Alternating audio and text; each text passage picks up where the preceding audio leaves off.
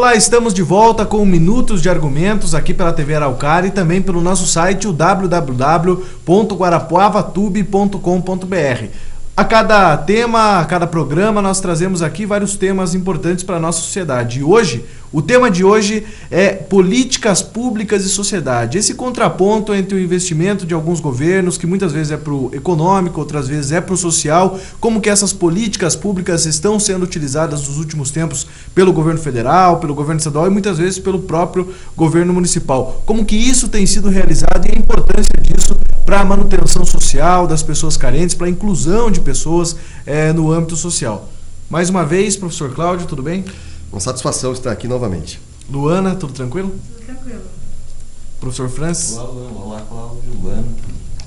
Nós fizemos aqui uma análise em grupo sobre essas políticas públicas, né, Luana? Eu queria que você apresentasse, falasse um pouco sobre uma política pública que no Brasil foi implantada nos anos 90 e depois foi se aprimorando e que hoje é está sendo até modelo para outros países no mundo, né?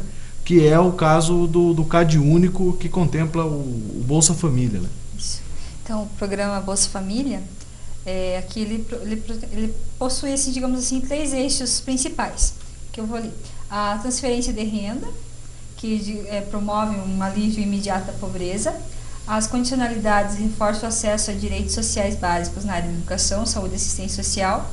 E ações e programas complementares que objetivam o desenvolvimento das famílias, de modo que os beneficiários consigam superar a situação de vulnerabilidade. Então, como a Lua falou, esse programa já tem mais de 10 anos.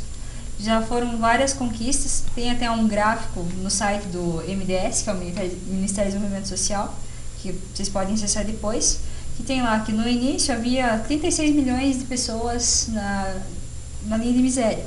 Já hoje está em 2,5 milhões, agora em 2012, né? 2013 ainda não saiu esses dados. Daí, como você falou do cadastro único, esse é o cadastro que as famílias em situação de vulnerabilidade se cadastram e a partir disso elas têm acesso a vários programas, que um deles é o Bolsa Família e também daí tem o Pronatec, que é o Programa Nacional de Acesso ao Ensino Técnico e Emprego. Para a área rural tem Assistência Técnica e Extensão Rural, Programa de Fomento a Atividades Produtivas Rurais, tem o Programa Bolsa Verde, Água para Todos, Luz para Todos, que são mais conhecidos, assim, se ouvir falar. Telefone Popular, Carta Social, o Minha Casa Minha Vida, que a gente pode acompanhar bastante aqui em Guarapuava, né, esses últimos anos. Aposentadoria para dona de casa, Carteira do Idoso, o Passe Livre para pessoas com deficiência, a isenção da taxa em concursos públicos e o PET, que é o Programa de Erradicação do Trabalho Infantil, que também é bem conhecido aqui na cidade.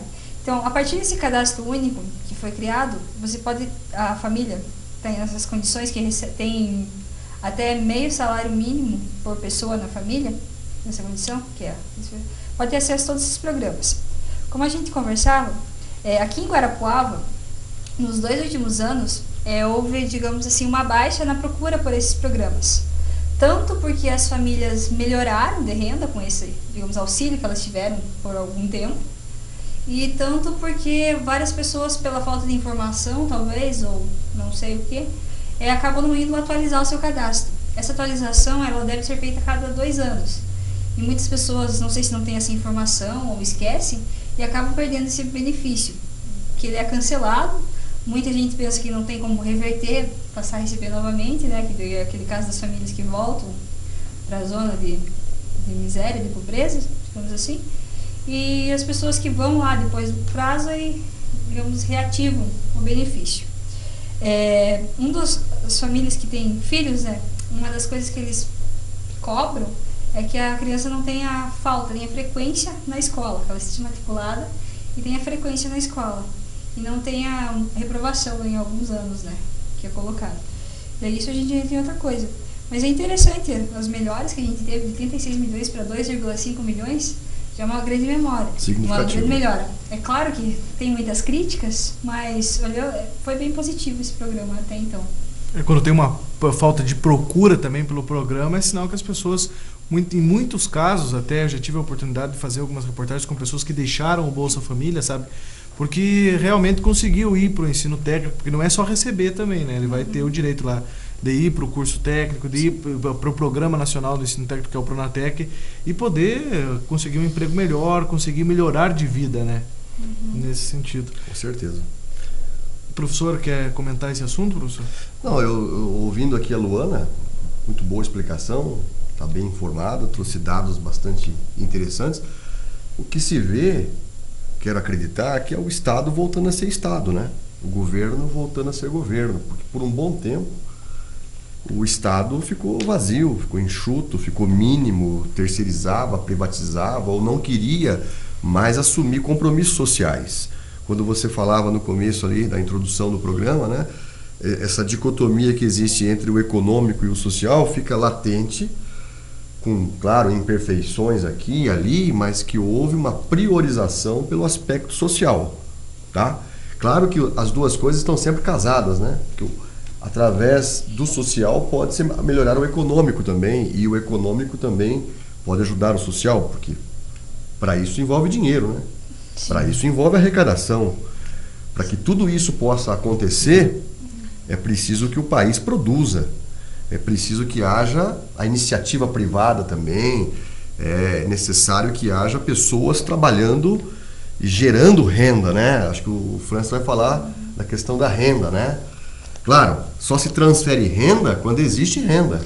Assim, só, professor, uma coisa interessante é que o valor repassado para esse benefício não chega a 1%, é 0,46% do orçamento geral, digamos do assim, PIB. Que é repassado para esse programa Bolsa Família. Então, todas essas críticas que a gente tem, assim, tipo, se for olhar 100%, 0,646%, é o quê? Parece que há mais pontos positivos que negativos, mas não significa que não dá para melhorar. Sim, acho que dá para melhorar.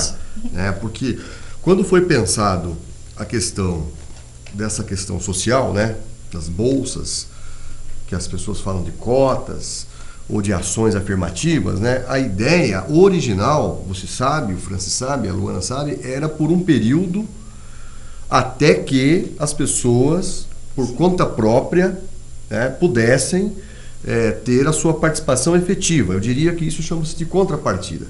E talvez a distorção que pode ter havido é a manutenção permanente, né, constante. Mas isso é uma questão de se discutir, de ver os pontos positivos e os pontos negativos. Com certeza. No próximo bloco a gente volta falando sobre renda e a Fundação Proteger de Guarapuava.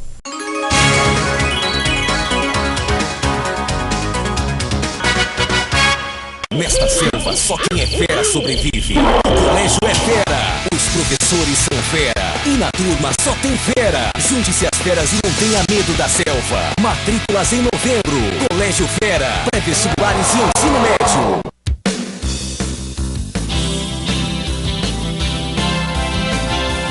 A Angelson está em novo endereço, maior e moderna. Rua 15, entre a Saldanha e a Quintino. Venha conhecer. Angelson.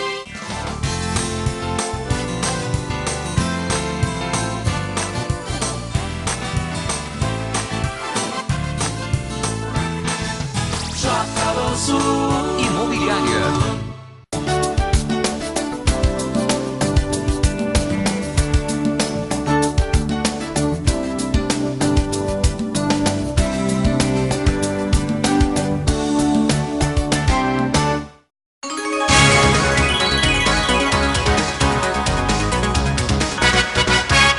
Voltamos com o segundo bloco do Minuto de Argumentos. Lembrando que esse vídeo você também acessa no www.guarapuavatube.com.br. E hoje nós estamos falando sobre políticas públicas, afirmações sociais de inclusão, que nós temos tanto aqui na nossa cidade como em todo o país, né? O professor Francis pesquisou um pouco sobre esses dados, né, professor? Como que essa política de renda é importante para a sociedade? A questão da renda tem muito a ver com a geração de empregos, né? Novos empregos, novos setores. E fiz uma pesquisa no CAGED, e o CAGED ele tem uma função que é acompanhar e fiscalizar o processo de admissão e dispensa do empregado. Estabelecer medidas contra o desemprego e dar assistência aos desempregados, subsidiar a fiscalização do trabalho, viabilizar pagamento de seguro-desemprego, atender a reciclagem profissional e a recolocação no mercado de trabalho. Então, o CAGED é um indicador que permite observar o aumento dos empregos, né, a diferença entre as admissões e as demissões. Ou seja, os saldos que aparecem nos CAGED lá são se houve um aumento, um incremento na geração de empregos ou não. E Guarapuava ele está crescendo. Teve já para este ano, ele teve uma variação absoluta, que é a diferença entre as admissões e demissões, de 1.538 vagas, ou seja, houve um incremento nas vagas de emprego no geral, né, em todos os setores. Enquanto isso até setembro, né, os dados pegos até setembro. E enquanto no ano passado essa variação foi de 1.311. Tá? Quem mais contribuiu para essas vagas foi a construção civil. A construção civil, né, como está em alta no Brasil, para vocês terem uma ideia, ano passado ela teve uma variação absoluta positiva de 299 vagas, né? Digamos, são 200, entre as demissões e admissões, abriu-se mais 299 vagas. E este ano ele já está em 499 e ainda não terminou o ano, né? Seguida depois... Esses dados merecem, né? Merecem uma atenção especial, né? Isso, veja bem que daí dá para saber em que ramo de atividade que está esses aumentos, né? Dá para ter ideia do que diminuiu, do que aumentou. Então dá para tomar medidas, mecanismos para mexer. Para mexer. Isso, aonde dá para observar onde que está o maior índice de empregos e desempregos e dá para tomar certas atitudes, né? Ou seja, não dá para aceitar mais o improviso, né? Não dá para aceitar mais assim pessoas leigas trabalhando com a produção que gera emprego, salário e renda, né? Preciso realmente ter isso racionalmente. Inclusive eu estive na agência de empregos, né? Até quero mandar um abraço para o Adalberto, lá que fui muito bem atendido por ele lá. E ele esclarecendo a função da agência de empregos, porque tem agência de empregos, a gente acha só que como se fosse um portal para localizar empregos, né? Então, ele comentando o trabalho diferenciado, a agência de empregos hoje está trabalhando, tem um horário diferenciado, não fecha mais para o almoço, né? O que se via antigamente era filas quilométricas de pessoas, hoje já é menos. Foi modernizado. Isso, até parece lá, tem horas assim, parece que está as moscas, né? A agência de empregos. Mas eles fazem em torno de 800 a 1.000 atendimentos diários. Né? Isso tanto na pessoas que vão buscar empregos, quanto a questão do seguro-desemprego, que é eles que vêem também, né? As pessoas que vão buscar emprego, eles fazem algum treinamento lá para a pessoa fazer uma boa entrevista, como se portar, coisa e tal, né? O encaminhamento dos desempregados, antes da pessoa dar entrada no seguro-desemprego, né? Eles procuram encaminhar essa pessoa para ver se ela consegue um outro emprego. E fora treinamentos que é dado, né? Outra coisa que está acontecendo também na Agência do Trabalhador, agora é o Banco Fomento, é um banco do Estado, né, que a ideia é fomentar mesmo, digamos, liberar linhas de créditos para pessoas que estão, digamos, em estado de vulnerabilidade na sociedade. Digamos, seja lá um catador de papel, pessoas que trabalham com reciclagem, precisam de um crédito para comprar um carrinho, investir em alguma coisa básica. Então, existem linhas de créditos diversas que permitem essa pessoa fazer esse empréstimo e até o juro zero. É que se existe mortalidade infantil, existe a mortalidade das empresas, das microempresas, que tem duração muito curta, né? Se não houver um acompanhamento, uma qualificação, um assessoramento, um planejamento de pessoas capacitadas e profissionais, eu acho que esse é o caminho, né? A profissionalização do pessoal é uma de extrema importância, sabe? A gente não vê assim... Não tem milagres, né, França? Não tem milagre. O que eu vi assim que acontece bastante na agência de empregos, bastante procura pelas empresas, torneiro mecânico, eletricista industrial. Tá? Não existe uma mão de obra especializada. E outra, o salário ainda pago aqui em Guarapuava é pouco perto das empresas. Deixa eu ver, já que você tocou no assunto aí do salário, eu peguei uma informação aqui, aproveitando o gancho. Isso. Deixa eu complementar então. Uma pesquisa que eu tenho aqui, Luan, que diz assim, de acordo, uma pesquisa bem recente, tá? No Brasil, O chefe de família não negro recebe um salário médio de R$ 1.236, médio, seguindo pela mulher não negra, que recebe em média R$ 765. Tudo bem? Não é muito, mas está dentro do razoável. Olha agora, já o rendimento médio do homem negro é de 639, contrapondo-se a 1.236. E da mulher negra, de apenas 412. Então, realmente, a questão da cor, a questão da pobreza, a questão da etnia, a questão do gênero, masculino e feminino, ainda faz diferença na questão da empregabilidade no Brasil. E é a realidade social das periferias, né? A legislação, onde estão as pessoas? A legislação existe, mas ela não é cumprida. Porque o salário mínimo deveria ser nacional, em todas as regiões, né, o mesmo, né? Seja para quem está com esta cor ou com aquela cor, para esse sexo ou aquele sexo. Com certeza. Mas só um complemento. Mas há uma diferença ainda, eu considero assim, o Brasil não só o racismo da cor, né? Mas da questão financeira também. Exatamente. Então existe muito isso que influencia. Com certeza, e da inclusão. São basicamente essas pesquisas que subsidiam muitas vezes o porquê das cotas, né, que nós vamos debater no último bloco. Nós voltamos daqui a pouco com mais um bloco do Minutos de Argumentos.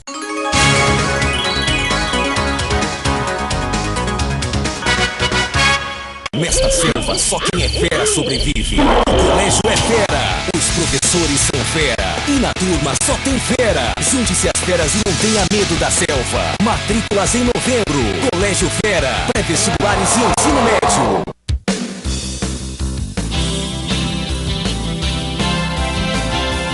A Angelson está em novo endereço, maior e moderna. Rua 15, entre a Saldanha e a Quintino. Venha conhecer.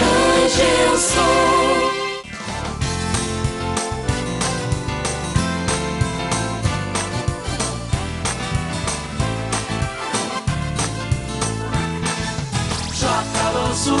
Imobiliária.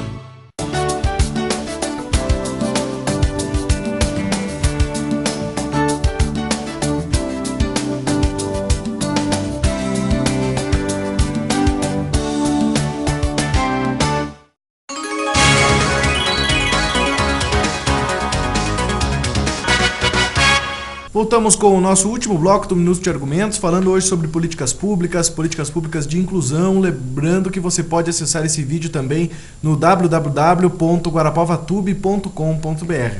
Mas nós trouxemos aqui alguns dados que nos subsidiam sobre a questão da empregabilidade, renda, e algo que nos assusta muitas vezes é o número de pessoas que estão em certas funções e também essa diferença entre negros, brancos, entre o sexo masculino e o feminino, né, professor? Acaba explicando uma certa situação que são as cotas, né? Então, políticas públicas, eu acho que agora está no debate, né? Essa é uma questão que os europeus até estão discutindo bastante e nós herdamos muito deles isso aí. A questão do Estatuto do Idoso, Conselho Tutelar da Criança e do Adolescente, vagas para portadores de necessidades especiais, agora a vinda de médicos estrangeiros, são várias coisas que se dá o nome de políticas públicas. Eu acho que isso é necessário, imprescindível, é preciso avaliar se essas políticas estão dando resultado ou não, porque às vezes você cria a política pública, tá? E não sabe se isso está sendo positivo ou negativo. Uma análise crítica, né? Então eu acho que um dos pontos falhos da política pública no Brasil é a falta de avaliação, até para priorizar mais uma do que outra, né? Isso é muito importante. Eu estava me lembrando de uma obra do Bauman, chama-se Europa. A Europa voltou a discutir o social, os americanos ainda não. Os americanos continuam naquela linhagem de privatização, de terceirização, de espionagem, de liberalismo, né? Sim. Mas o Brasil, ele se aproximou muito mais dessa discussão europeia do que dessa discussão norte-americana. E aqui fala-se de cotas, mas o correto mesmo, nem leis afirmativas deveria ser. O correto são ações afirmativas. Ou seja, ações que afirmam o sujeito. Isso é muito importante.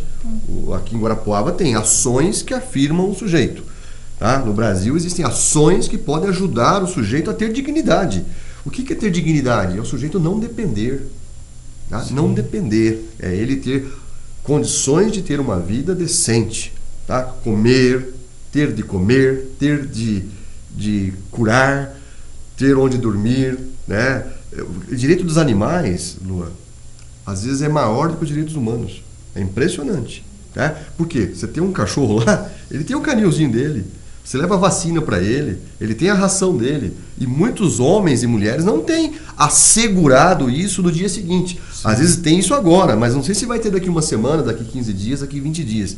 E outra coisa, só para passar a bola ali para o Francis e para a Luana, ninguém quer ser pobre. As pessoas são pobres involuntariamente.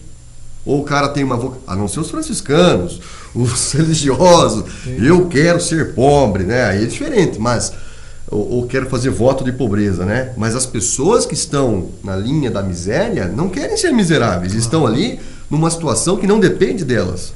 E que a sociedade muitas vezes as colocou nessa situação, né? Perfeitamente. Nós temos aqui em Guarapá, por exemplo, o caso da Fundação Proteger, que trabalha com essas ações, né, Francis? Isso. Inclusive, a Fundação Proteger ela não é muito vista aqui em Guarapuava. E o que se tem notícia dela parece assim que é as criancinhas que são tiradas pelo juiz, pelo Ministério Público ou Conselho Tutelar são colocadas no abrigo, coisa e tal. Então dá a impressão que é só isso a função um assistencialismo. Um assistencialismo, e né? Não é, né? Na verdade, o que acontece? Antes das crianças, né, em estado de vulnerabilidade ou correm algum risco de vida, alguma coisa, irem para um abrigo ou irem para passarem pela Fundação Proteger, é feito todo um mapeamento das famílias, é observado as famílias, acompanhada essas famílias. Quando a criança não tem mais como ficar com os pais, não tem condições, eles procuram a família extensão, ou seja, tios, avós, alguém, né? Caso não tenha, daí sim o Ministério Público ou o Conselho Tutelar, né, pelo parecer do juiz, encaminham estas crianças à Fundação Proteger. Né? Estive lá na Fundação Proteger. Tem uma boa estrutura lá, não tem? Tem uma boa estrutura, é algo bem organizado. Profissionais acompanhando, psicólogos, coordenadores, pessoas, são né, pessoas responsáveis, isso, né? que acompanham. E quando uma criança vai para um abrigo, alguma coisa, ela passou por inúmeras dificuldades que a gente nem consegue imaginar. Tá? Inclusive fui convidado um dia para dar uma olhada lá como que funciona o abrigo especial, né? Para ver qual que é a situação. Não é divulgado aonde são esses abrigos, porque são crianças que foram, de alguma forma ou outra, retiradas dos seus pais por algum problema, correm né? risco também. Correm risco. Então, aí quem determina as visitas, coisa e tal, é tudo o juiz, né? Tudo é feito um mapeamento em estudo. Não é apenas retirar as crianças e deixar lá. As crianças que vão para essas fundações, ela, além dos acompanhantes dos profissionais, elas também são inseridas em programas, elas estudam normalmente, elas participam, muitas delas, de escoteiros, também a questão eles têm uma parceria lá com o Instituto Dom Bosco, né, que tem vários programas de profissionalização de crianças, jovens, né? Então as crianças não ficam paradas. É tentado dar, né, pela Fundação Proteger, condições para que essas crianças possam encarar o mundo depois, né? O ideal máximo que essas crianças devem permanecer é 2 anos, né? A tentativa sempre é reinserir na família ou encaminhar para adoção, né? Primeiro, sempre a família. A tentativa é feita, todas as tentativas em manter essas crianças com a família. Em último caso, para adoção. Mas acontece casos que as crianças não são adotadas. São casos raros. E praticamente vivem uma vida inteira, né, a sua, adolescência inteira dentro dessas fundações. O Fantástico mostrou um quadro domingo, não sei se vocês assistiram, né, sobre os menores de ruas, né? As razões que levam eles a ficarem na rua, né? E grande parte da matéria do Fantástico, aquelas crianças têm famílias. Sim, isso. A matéria deu esse enfoque. O problema é a questão, né, do tráfico, né, das drogas ilícitas, né, que levam as pessoas. Mas no caso de Guarapuava, existem também problemas sociais. Pais que se separaram, pais agressivos, pais alcoólatras, mães prostitutas, não tem isso? Olha, Cláudio, a conversa que eu tive com a diretora técnica lá, a Joslaine, né? Então, um abraço para a Joslaine lá. Existe situações que a gente nem imagina. Sim. Tá? Que uma criança passa por certas situações, coisas que a gente nunca passou, nem imagina ter passado na vida inteira, sabe? Tem crianças que estão passando. Então é triste, é uma, digamos, uma política pública, a Fundação Proteger é de extrema importância na nossa cidade. Porque para acabar com o paradigma, então, daquelas pessoas, né, que acham que o Estado é inútil. O Estado ainda continua sendo muito importante, necessário, muito forte, imprescindível. E se não existisse, o que seria, né? Se não existisse essas políticas, né, teria de surgir vários Dom Boscos pela vida aí, né, com a boa vontade, né, sem esperar. É importante que o Estado seja presente cada vez mais, fazendo políticas afirmativas e investindo aquilo que recolhe, né, com certeza. Mas muito obrigado, professor Cláudio, pela participação. Estamos sempre aqui. Obrigado, Luana. Obrigado, professor Francis. Um abraço. Esse foi mais um Minutos de Argumentos, falando hoje sobre políticas públicas na nossa sociedade. Lembrando que você pode acessar esse vídeo também no www.guarapavatube.com.br. Muito obrigado pela sua participação, acesse o nosso site e deixe lá os seus comentários ou então as suas sugestões para nós debater aqui os próximos temas aqui nos próximos vídeos, nos próximos encontros do Minutos de Argumentos. Até mais.